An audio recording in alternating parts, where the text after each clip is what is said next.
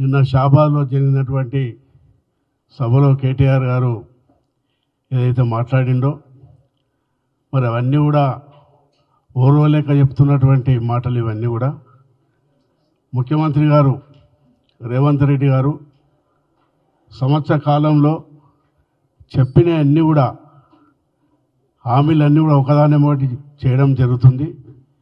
ఓర్వలేకనే అవన్నీ కూడా వాళ్ళు మాట్లాడుతారు కాబట్టి ప్రజలు నమ్మే పరిస్థితిలో లేరు ఎవరు కూడా. ఏదైతే నిన్న మాట్లాడినప్పుడు హామీలన్నీ కూడా ఇస్తలేదని చెప్తున్నారో వాళ్ళు తెలుసు. ఏదైతే కాంగ్రెస్ పార్టీ ఇచ్చిన మాట ప్రకారంగా రేవంత్ రెడ్డి గారు 3 హామీలు ముందుగా ఇవ్వడం జరిగింది.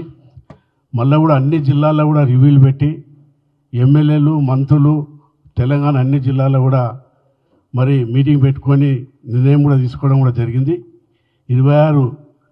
26 జనవరి తర్వాత ఏదైతే హామీలు ఇంకా ఇవ్వాల్సి ఉన్నాయో ఇండ్ల విషయంలో కానీ రేషన్ కార్డుల విషయంలో కానీ ఏదైతే రైతుకు ఎకరకు 6,000 ఇచ్చే కార్యక్రమం కూడా పెద్ద ఎత్తున ప్రభుత్వం మీద ఎంత భారం ఉన్నప్పటికీ కూడా కోట్లాది రూపాయలు ఇవ్వడానికి ముఖ్యమంత్రి గారు అన్ని నిర్ణయం తీసుకున్నారు. ఇవన్నీ కూడా చేస్తున్నారని చెప్పే మరి కేటీఆర్ గారు కానీ అటు బీజేపీ పార్టీలు అన్నీ కూడా ఓర్వలేక అన్నీ కూడా మాట్లాడుతున్నారు. కాబట్టి ఇది మంచి పద్ధతి కాదు. ఇప్పటికైనా అర్థం చేసుకొని మరి ఏదైతే కాంగ్రెస్ పార్టీ చేస్తుందో మరి ప్రజలంతా కూడా అర్థం చేసుకుంటారు. ఏదైతే నిన్న జానమ్మ అక్కడ ఒక మహిళ మాట్లాడింది మాకు రాలేదని చెప్పేసి, ఆమెకు నిజంగా కూడా ఎలిజిబుల్ కాదు. వాళ్ళిద్దరు కొడుకులు కూడా వాళ్ళు జాబ్ చేస్తారు కాబట్టి దీనికి ఎలిజిబుల్ కాకుండా తెలుసో తెలియక ఏదో మాట్లాడితే దాన్ని బట్టి కేటీఆర్ హైలైట్ చేస్తున్నారు. ఇది మంచి పద్ధతి కాదు.